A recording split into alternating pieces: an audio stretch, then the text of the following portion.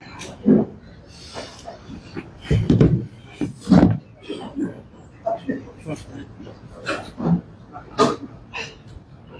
মনে হয়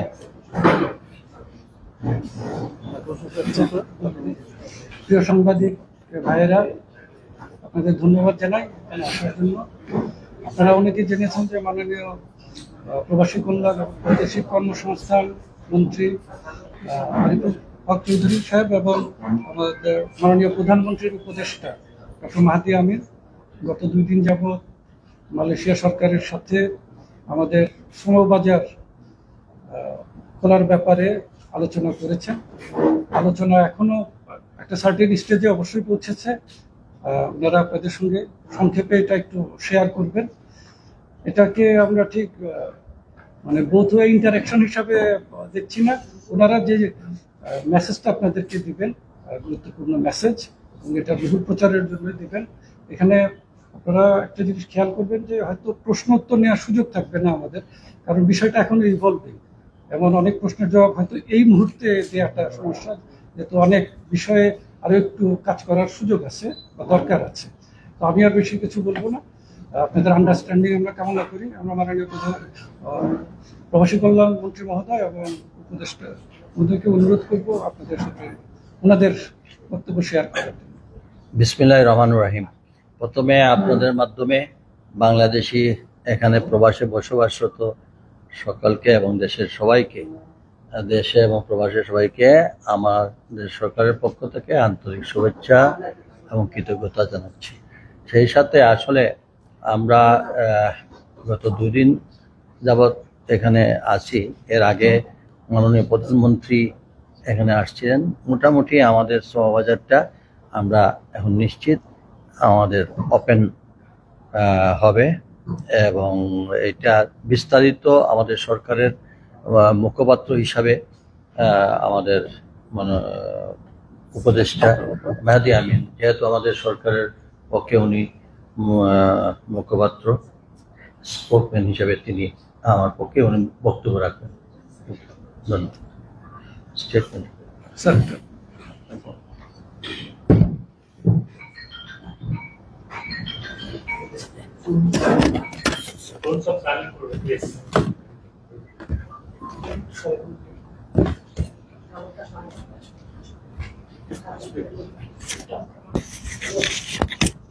এদিকে চাপে দেন যদি মনে করেন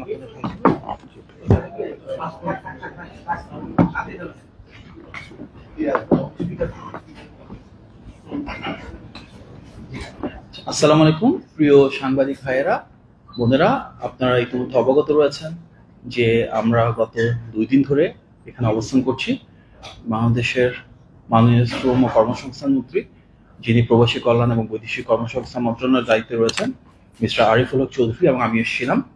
আপনাদের সাথে আজকে এখানে মিলিত হতে পেরে খুবই ভালো লাগছে, এবং আপনাদের মাধ্যমে যে বিপুল সংখ্যক প্রবাসী বাংলাদেশে মালয়েশিয়ায় বসবাস করছেন, আমরা সবাইকে শুভেচ্ছা জানাই, আন্তরিক ভালোবাসা জানাই।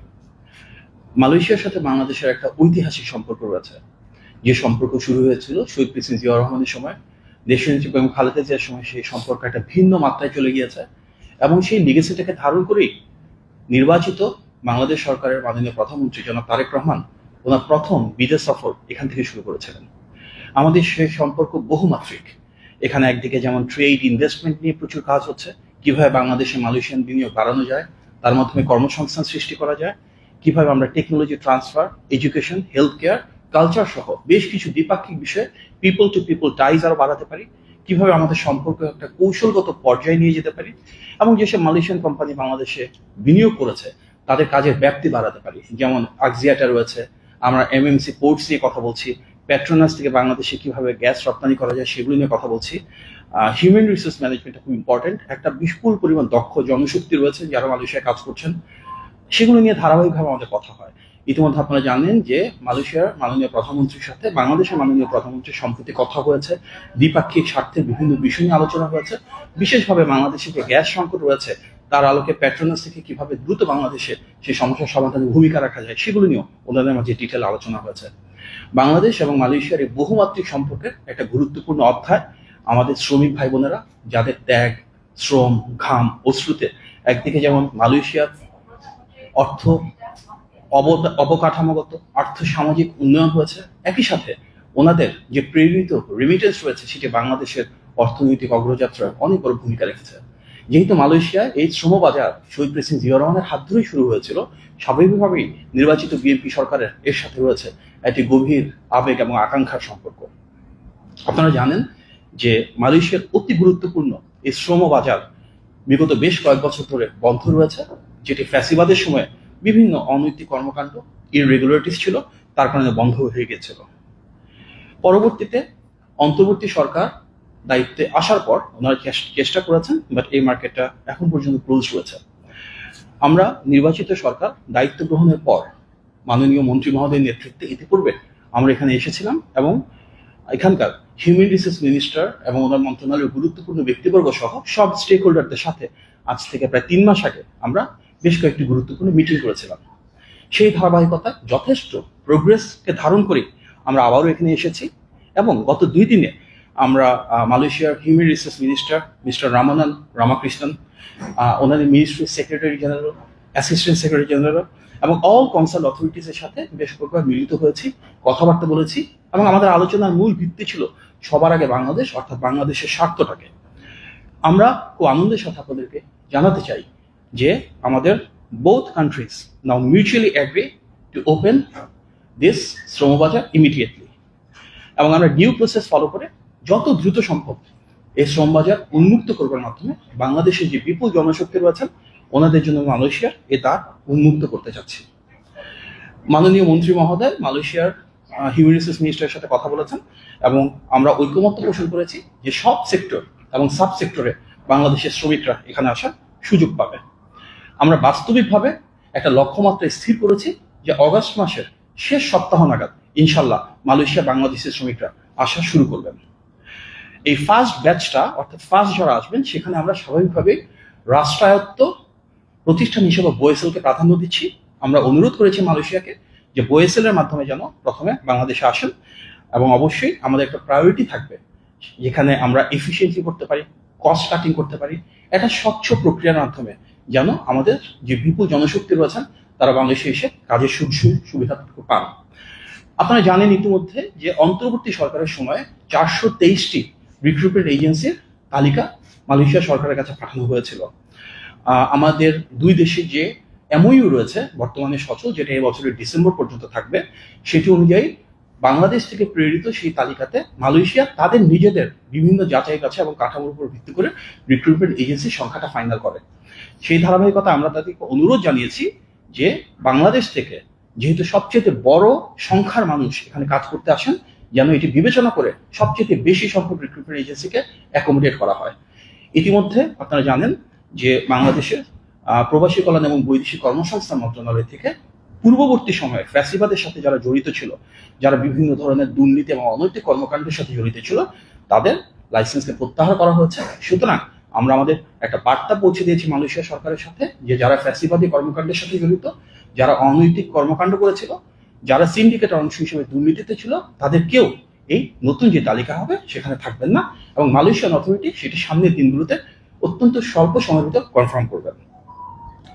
আমাদের মূল উদ্দেশ্য যত দ্রুত সম্ভব বাংলাদেশ থেকে নিয়মতান্ত্রিক জটিলতা কমিয়ে এনে এফিসিয়েন্টলি একটা স্বচ্ছ প্রক্রিয়ার মাধ্যমে অভিবাসন ব্যয় কমিয়ে বাংলাদেশ থেকে মালয়েশিয়া জনশক্তি রপ্তানি থেকে শুরু করা। পাশাপাশি যারা মালয়েশিয়ায় আমাদের অভিবাসী ভাই এবং বোনেরা রয়েছেন সেই শ্রমিকদের জীবন মানের যেন উন্নয়ন করা সম্ভব হয়, তারা যেন আগের চাইতে আরো একটু ভালো থাকেন। গণতান্ত্রিক সরকার হিসেবে, নির্বাচিত সরকার হিসেবে আমরা আমাদের সর্বোচ্চ আন্তরিকতা দিয়ে সেই জিনিসটা নিয়ে কাজ করছি। পাশাপাশি দেশে যারা রয়েছেন তাদের প্রতি আমাদের আহ্বান থাকবে, যেহেতু আমাদের শ্রম বাজার খুলে যাচ্ছে এবং আগামী 1 মাসের ভিতরেই আমরা আশা করছি যে বেশ কিছু শ্রমিক এখানে এসে কাজ শুরু করবেন। সবসময় দেখা যায় যে বেশ কিছু দালাল বা অসাধু চক্রের সৃষ্টি হয়, তারা বিভিন্ন ধরনের প্রতারণামূলক কর্মকাণ্ডে লিপ্ত থাকেন। আমরা বাংলাদেশে গিয়ে সংশ্লিষ্ট আইন শৃঙ্খলা বাহিনী এবং প্রশাসনের সাথে আলোচনা করব, নির্দেশনা প্রদান করব যেন এই ধরনের ভোগান্তির শিকার কোনো সাধারণ মানুষ না হন এবং প্রতারক চক্র থেকে যেন সবাই সচেতন থাকেন, এটি আমরা আহ্বান জানাচ্ছি।